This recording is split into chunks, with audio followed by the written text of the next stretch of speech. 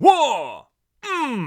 Oh yeah, what is it good for another season conflict? Let's talk about it. So the fandom has been buzzing about what potential conflicts might occur in Steven Universe Season 6. Is there a higher level being who created the diamonds and doesn't like what's happened to them? Is there a different alien race that plans to attack Earth for their own reasons? Will Opal's form ever include a jacket like Pearl's? Cause I really want to see that.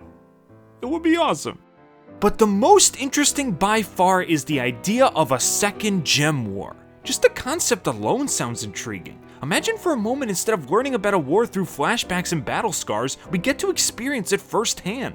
All the characters we grew to love over 5 seasons, fighting for their lives and beliefs, telling the story from an angle that the show hasn't even touched yet. It has all the potential to be an epic and satisfying last chapter for Steven and his friends. But I'm gonna flick the fanboy switch off for just a second and try to look at things logically. While a second gem war would be absolutely spectacular, we need to ask ourselves, should it happen? And also, can it happen? Is a conclusion like this really in the cards for the series, or are there certain things in and out of universe that could stop it in its tracks before it goes anywhere? Well, I've got arguments for both sides, and I'm here to present them today. So let's try to be as unbiased as possible while discussing one of the most bias-driven things in history. A second gem war. Why or why not? Why? Because politics. Whether it's in a fictional story or real life, one thing always remains true. When there's a big shift in government or political climate, there's gonna be people that don't like it. Bring back the old ways, it was better before! Protest, protest! And the Gem Empire is definitely no exception. I mean, the hierarchy was shifted from a well-defined class system where certain gems have power over others to a much more leveled playing field where everybody is seen as equals. Without a doubt, there are gonna be some gems that liked things better before, where they were highly ranked and respected, held a position of power, and could order their inferiors around. And as a result, they're gonna push back on these changes and, if necessary, fight against them. Heck, the first gem war erupted because there were gems that wanted freedom from the tyranny of the current caste system, and they decided to rise up. And while yes, that system was a lot more oppressive and cruel, and Stevens is a lot more warm and welcoming, that doesn't automatically mean every gem is going to be happy with his ideas. As sad as it is to say this, utopian societies cannot and will not exist. At the end of the day, there will always be a person or group that wants something more or something different. And while we have yet to see any signs of unrest among the gems, it's possible that the Crewniverse is just saving it for the next season. Who exactly will cause this unrest? Well, there are a few options. Why? Because revenge. In a lot of cartoons, it's common for an antagonist to simply appear in a few episodes, cause some trouble, get apprehended, and then we never see them again. But when you have a character-driven show like Steven Universe, which does its best to give us satisfying endings for many cast members, it's very rare for someone to simply be tossed away before their full story potential is utilized. Heck, they took Centipedal, freaking Centipedal, who we thought was just gonna be a monster of the day, and gave her some really sweet interactions with Steven, the reveal of an important diamond power, and an eventual decorruption in the season 5 finale.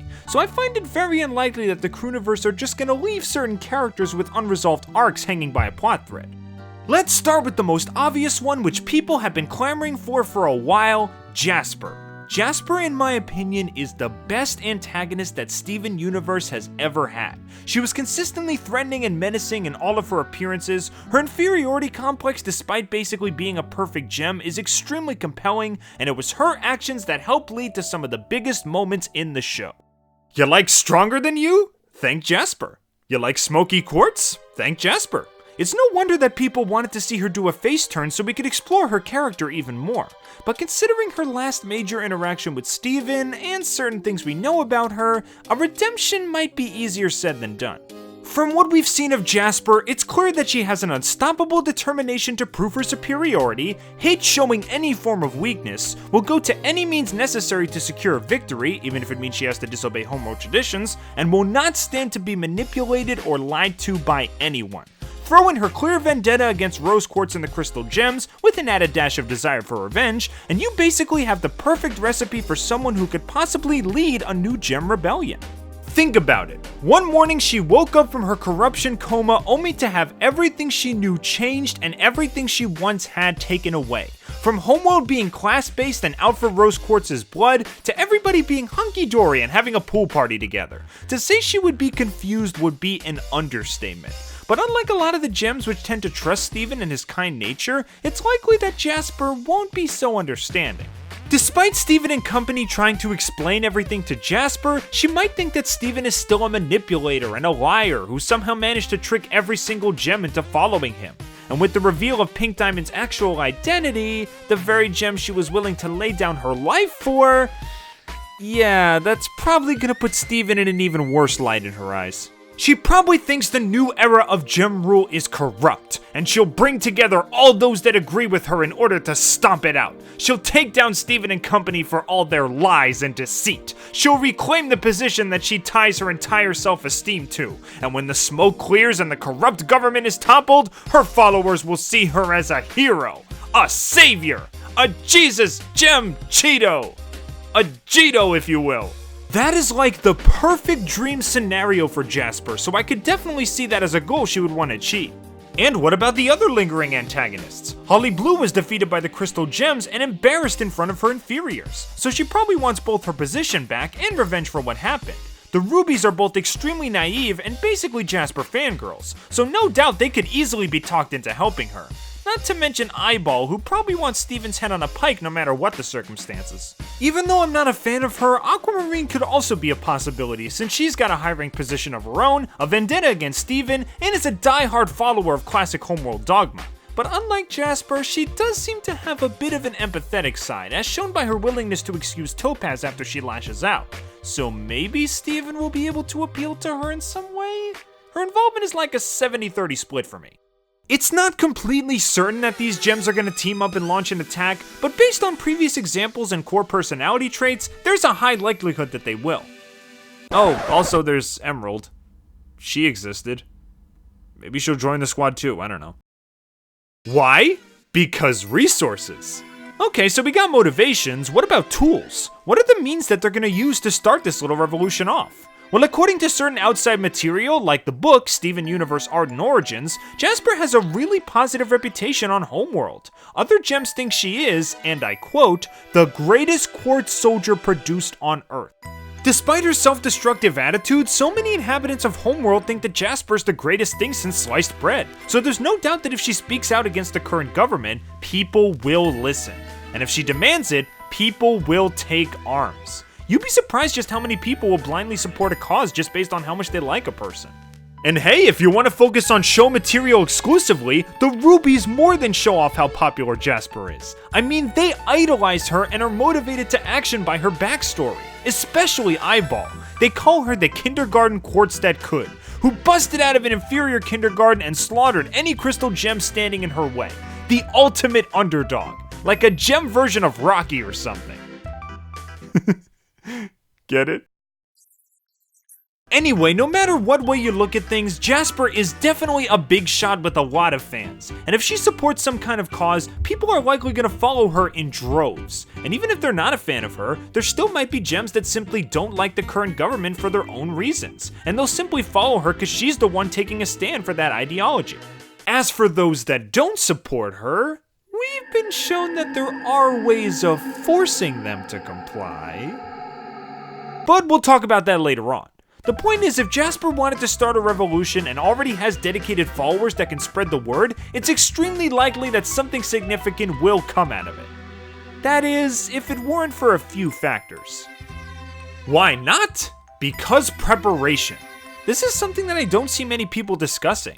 A big part of the reason why Spinel was able to get as far as she did with her plan was because Steven and the gems were pretty stale when it came to combat and fighting.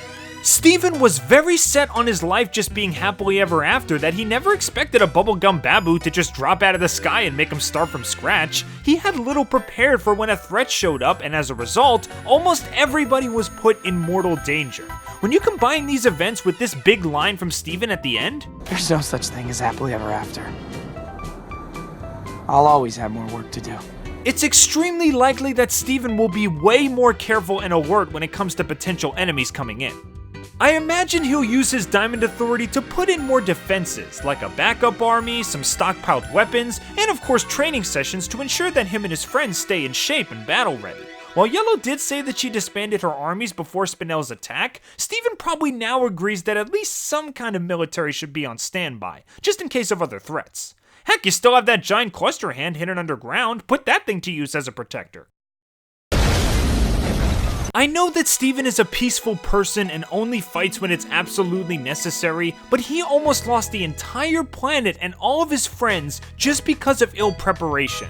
With him being a responsible adult and very competent leader now, you can't tell me that there won't be some kind of emergency system in case something like Spinel shows up again. It's also likely that Steven's friends might be keeping tabs on some would-be rebels. While it is possible that Jasper could rise up as a revolutionary leader against Steven's rule, it's also possible that Steven's friends might be staying in contact with her and trying to help her out. Heck, when she emerged from her corrupted state, Amethyst was the first one to calm her down and even mouth, "Hey sis."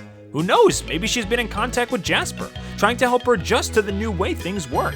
It has been 2 years after all. Heck, Steven was willing to help her the first chance he got, so it's definitely not impossible. And even if their attempts don't work due to Jasper's unbreakable mindset, they would at least have some knowledge of what she's been up to and where she's been, so they could possibly stop something small before it becomes something big.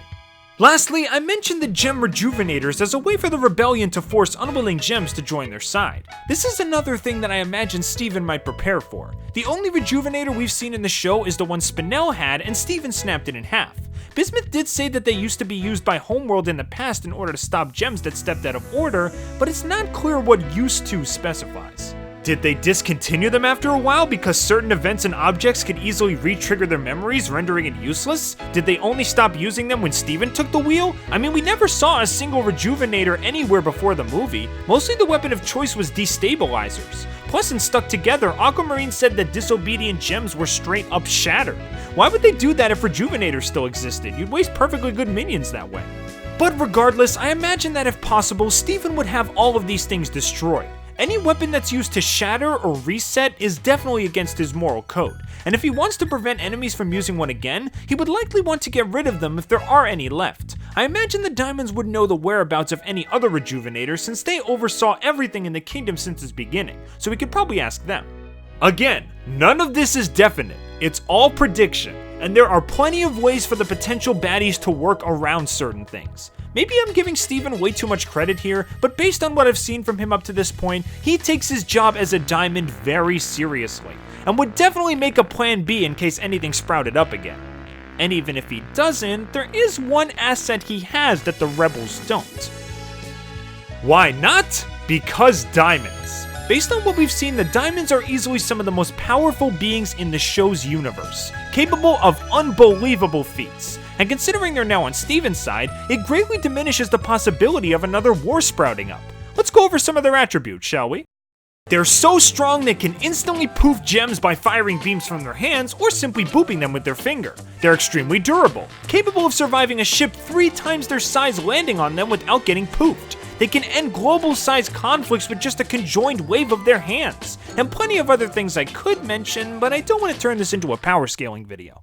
These guys are basically living nukes, and even if you argue that Steven would be against them using this instant corruption beam, they've proven that there is a way to bring the gems back via Diamond Pool Party, so he might not be completely against it if they're all out of options. There are only 2 scenarios where I can see the diamonds being unable to do much. One is if they somehow get hit by a Rejuvenator and go back to their old mindset.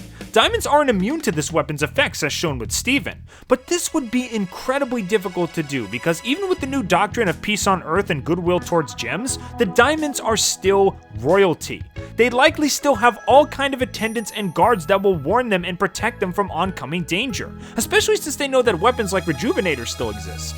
I imagine the Diamonds' attendants are still working, but the Diamonds treat them less like servants and more like equals, saying things like please and thank you for instance. I mean, we still see Yellow and Blue Pearl working for them, so who's to say their other workers aren't still in the palace? The enemy would have to be extremely sneaky in order to rejuvenate a diamond. Again, it's possible, but highly unlikely. The other scenario is if there exists a power higher than the diamonds, like their creator for example. If the rebels can influence them, then the diamonds might have an equal match or even a challenge, but that's only speculation since they've never even hinted at something like that before.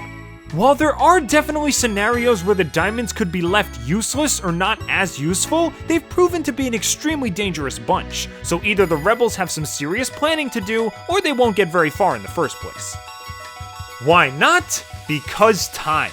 This isn't the fault of the Crewniverse or the show, and I want to make that 100% clear, but if they do plan to have a second Gem War take place in the 6th season, I do have fears that it's going to end up being very rushed.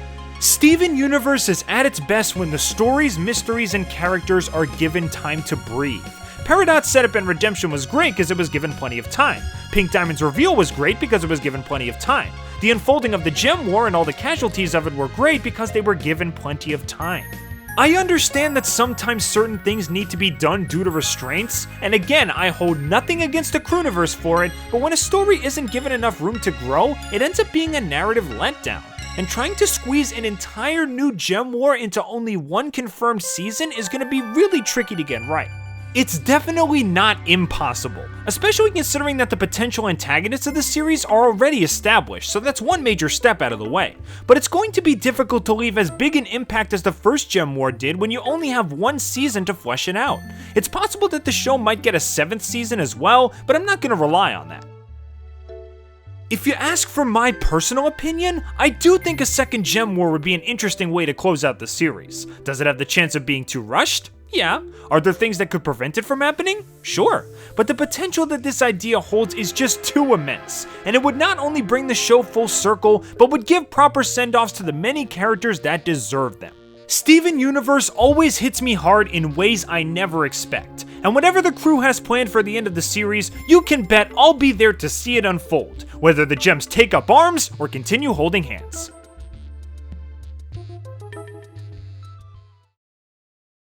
Well, that's all I've got for you today. Tell me where you stand on a possible second Gem War, and subscribe for more Steven Universe videos coming soon.